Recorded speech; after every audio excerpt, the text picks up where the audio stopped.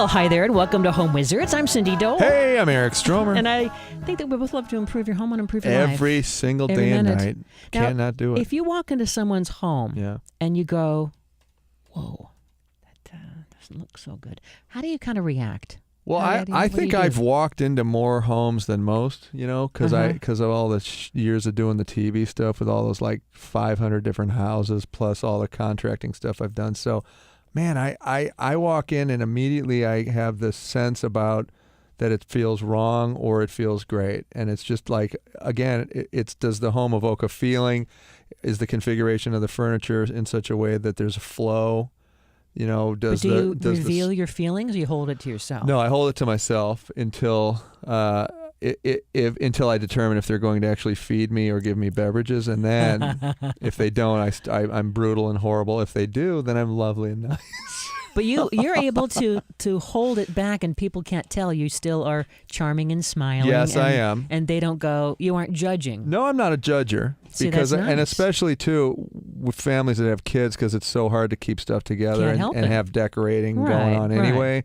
So, yeah, there's a huge tolerance level. Of course. But I do instantly know when a design is not working or a design is working. So let's talk about some of the top decorating mistakes, but we're not, again, judging. No. We're just saying that these are things that we can all relate to because we do it ourselves. Sure. And then we can recognize it and find a quick solution. Yeah, and obviously, because you spend time in my house, I've got a great eye, but I got 3 kids under 15, and they have 50 kids, and I can't keep it together ever because it's insane at my house, right? We try, but most of the time stuff gets, soon as our friend who comes and helps us clean up, lovely Maria. An hour later it looks like a bomb went off, right? So how can I judge when I live that life myself? Right, exactly. Yeah. Well, so mistake number 1, probably rating right up there would be poor lighting, wouldn't you say? No question, yeah. Dark hovel-like place. If you don't have natural light and you don't have appropriate lighting, it just looks like you live in a hole. Right, and it's really helpful, especially at night, if you can blast a couple of different walls with a light source somehow. And that art lighting that you guys have. Man, that art lighting has made a huge difference on the ambience and the feel of our house. You turn those little reflectors on over some paintings that you have or some photographs, and it gives you this secondary light source off the wall that's cascading down upon the light, upon the art subject, along with overhead lighting and then lamps, a bunch of great lamps that throw light into a corner. A trifecta. Hello! You get 3 different layers, 3 layers of lighting, and when you have that wall art that is lit, it almost like candlelight, right? So because think about it, direct overhead lighting, like in a can lighting scenario, if you're standing under it, you look like a ghoul. Like it gives you that crazy sort of harsh shadows under your features, and everybody looks like they're, they don't look great. Right. Yeah.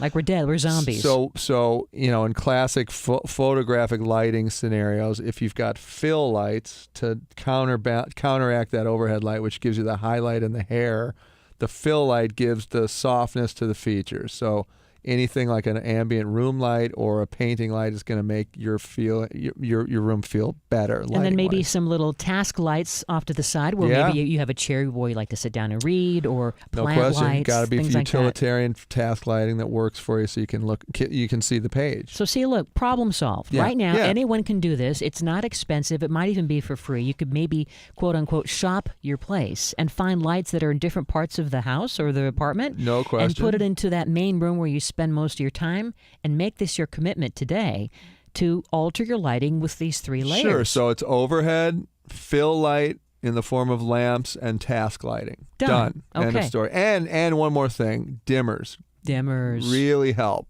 They really give you the ability to customize the setting. And installing a dimmer is really easy. It's not that big a deal. And it's not that expensive if you feel uncomfortable doing it to hire somebody to do it. Yeah. Yeah. It would be no more than maybe $75? $75 at the most. Yeah. Wall hugging, right? It's probably one of it's not the official name, and we're going to talk more about this later, but the idea of putting all the furniture against the walls. Yeah, like you're in a centrifuge and the furniture's been whipped to the outside of the structure. There's going to be a dance in the middle. It's like you're at a wedding, and there's going to be a big dance. No, that's interesting.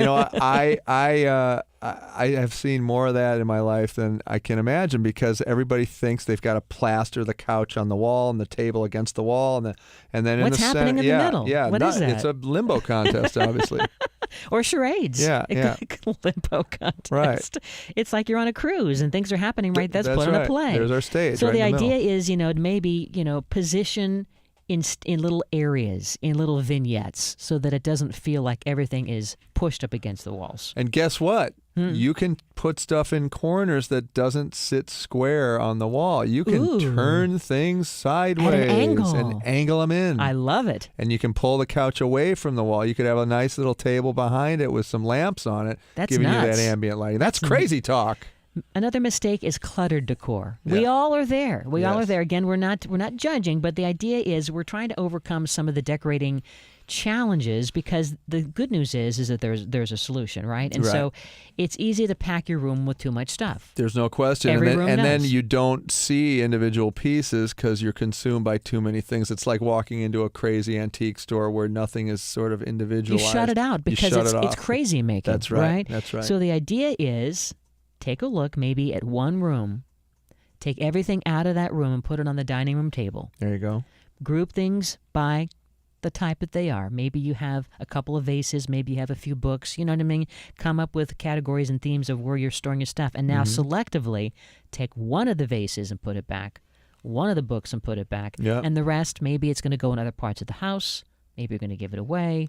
That kind of a thing. Yeah, that's exactly right. It's a good call, and again, it's about just less is more, And unless you're a collector and you have tons of like-minded things that are featured on a shelf as a collection, then it just ends up being hoardish. Yeah, it feels very messy. Yeah. And of course, too much of one color can also be a problem. I mean, even if it's just a single deep blue pillow with a sea of neutral beige, adding a little bit of a pink. A little bit of a something. Color, they call it. It's going to give you a snap. It's going to give you pizzazz, a wow. So we have more ideas to help you figure out your ways to overcome some of these decorating mistakes. Eric Stromer, Cindy Dole, you're listening to Home Wizards.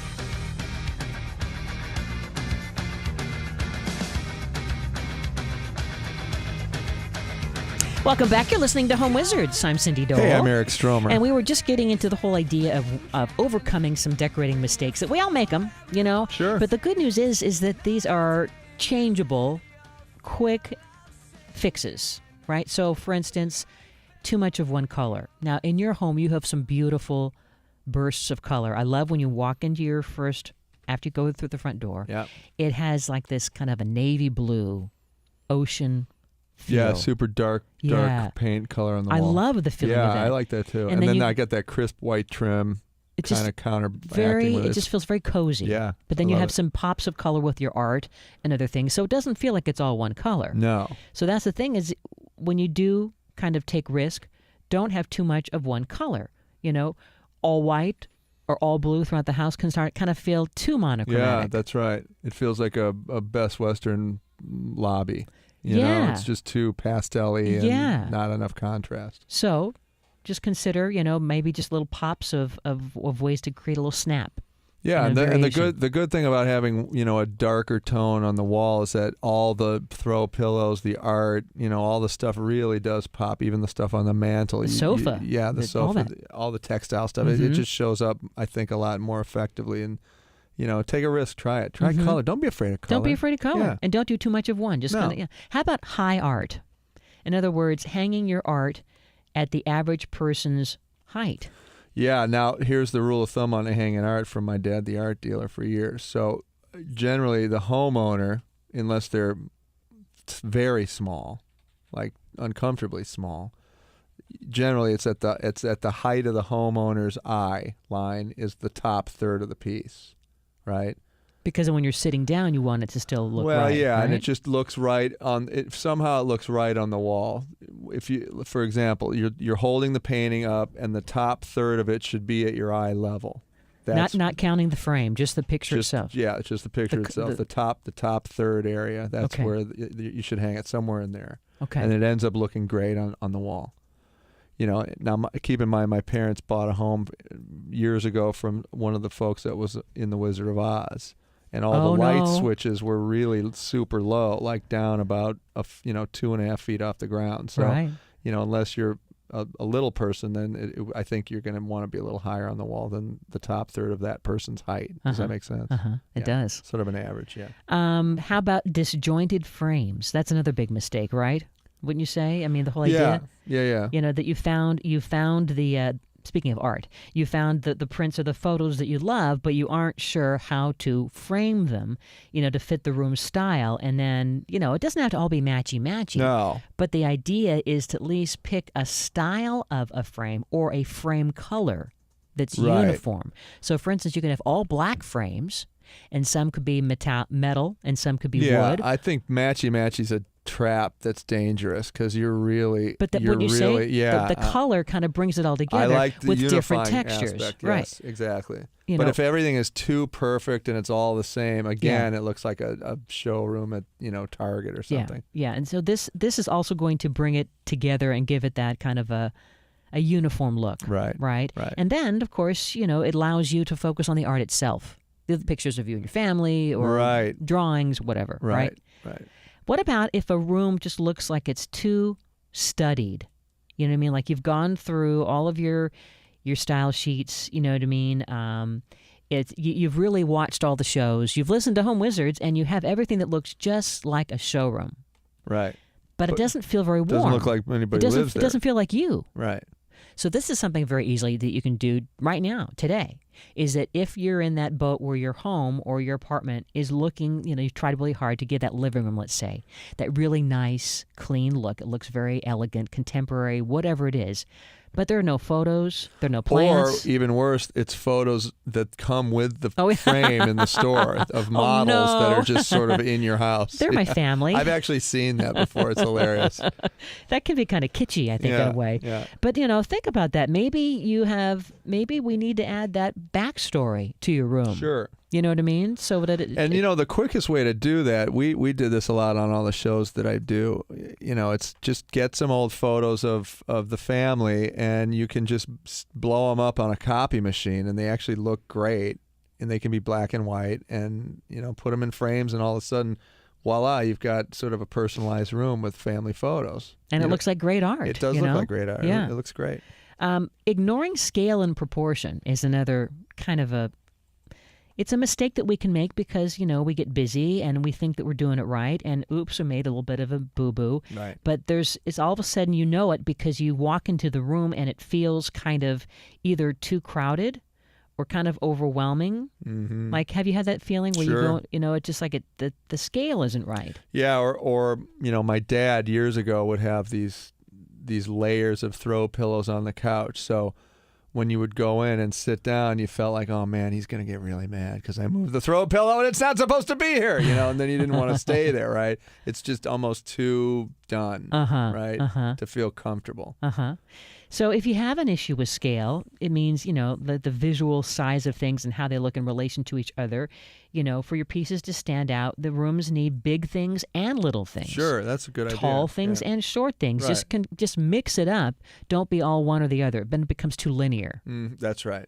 That's exactly right. Like if it's all bookcases that are the same size and then there's no other visual appeal in terms of height, it just looks like you're in... Yeah, it feels cold. Again, that's a cold sort of library environment. How about lack of storage? We all have this problem. Yeah, and boy, one of the things to immediately take care of that would be an ottoman that has a foldable lid on it that you can put stuff in. A little secret storage. Secret storage for games and all that stuff. But anyway, go ahead. But anywhere you can add storage, take a look around your rooms, your apartment, your condo, your house. See where you can comfortably add more places to put things away. Right. That's it. So they're still kind of in reach. Like, let's say, all of your TV clickers and such.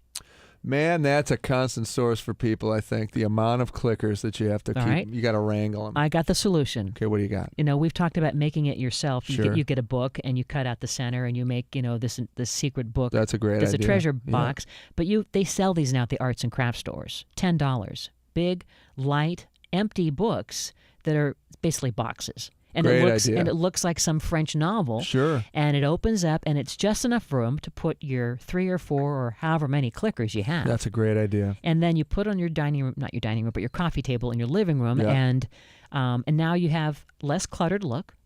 Always going to find the stuff. You also like the idea of Velcroing it to the side of the TV, right? Man, That's a good one. anything to keep. I have no backs where you put the battery in the remote on any of my remotes in my house because my kids lost them all because they constantly play some video game. eBay. You probably could find them on Crazy. eBay. That's a good idea. Yeah, you can find them. But I have to hold my finger in where the battery lid would be. Radio Shack. You probably could get some of those. Yeah. How about, but seriously, when you're thinking about lack of storage, the ottoman's a great idea. You know, building shelving, creating little nooks and crannies where you can tuck away things that are important to have. Right. You know, and then, of course, great downsize. idea. Destination key to storage, by the way. Yep. Wrong size curtains. Have you seen this? This is kind of a bad decorating challenge, you know, where let's say, you know, the curtains are either too long or too short. Look is, it's like high water pants. Yeah, right? yeah. So to find, what would you say, to find the right panel length, measuring from the floor to what, just above the window casing? You know, there's the romantic feel where things are puddling on the bottom. I mean, that's definitely a style, and that looks cool, but you got to be comfortable with vacuuming your curtains every once in a while because they're dragging on the floor. But generally, you know, if they can slide, you know, a 1/4 inch off the ground, if they can slide across when you want to open and close them, great. But again, that's personal taste, and that depends on your wall treatments. Do you have those big silk, you know, really substantial drapes, heavy, which look cool when they drape a bit? Or is it a more linear modern look where it wants to be off the floor and clear the hardwood or the carpet just and by maybe enough? It's like a very soft, almost like a linen-like fabric, you know, exactly. where it's very lightweight. Yeah. And maybe that looks okay with a puddle. it's like dress slacks for a man versus like a beautiful gown for a woman. You know, there are real clear, distinctive hemlines that you got to follow when you're in that style. If it's modern, it's clean and it's above the floor, and if it's more romantic, it's a little longer. How about tiny rings? You know what I'm saying? In other words, undersized rings on the drapes, you mean? I'm sorry, tiny rugs. Oh, tiny rugs. Tiny rugs, where basically when you have the undersized rings for the curtains is bad, but rugs that are also like, it looks like a little postage stamp. Yeah, it's like too you have small, a great big sofa. It doesn't work. Yeah, I know. And it's way better to err on the larger side if you can. You know, if it's just. It really does. It looks like a postage stamp or a pot holder. It doesn't look good. It's not worth it. So I would think that the best idea is to make sure that your throw rug is at least the length of the largest sofa, wouldn't you say? Oh, yeah, totally. It doesn't have to be the width of it, but at least the length of it, so it just kind of feels like it's going to flow with the room. Anyway, we'll put all these ideas in terms of overcoming decorating challenges on our website, as always, at yourhomewizards.com. Eric Stromer, Cindy Dole, we love to improve your home and improve your life.